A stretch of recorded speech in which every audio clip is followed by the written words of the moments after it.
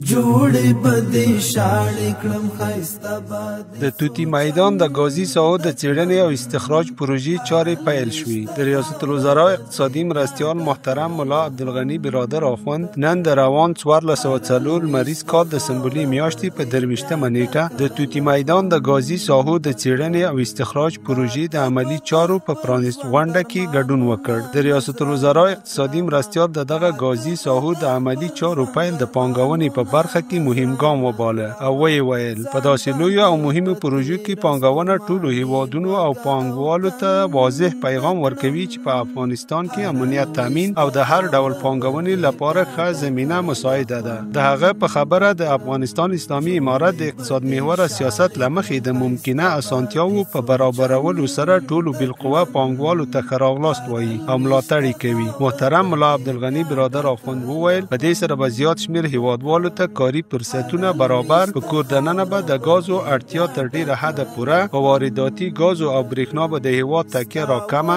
او په تدریجي توګه به بهر ته د غازو د صادرولو زمینه مساعده شي. د محترم ملا صاحب په خبره په دې سره به د سوداګرۍ انډول تر یوې کچې برابر او په لویه کې به د هیواد د اقتصادي ودې په برخه کې مهم رول ولوبوي. د ریاست الوزرا اقتصادي مرستیال یو ځل بیا پر ټولو کورنیو او بهرنیو پانګوالو او سوداګرو غږ وکړ چې په افغانستان کې پانګونه وکړي او د دې هیواد له نسبي مزیتونو ګټه واخلي. په پای کې محترم ملا عبدالغني برادر آخوند د توتی میدان غازي ساحو د څېړنې او استخراج له قراردادي شرکت څخه وغوښتل چې خپل کارونه د ټولو معیارونو او اصولو په پام کې نیولو سره په ښه ډول ترسره کړي.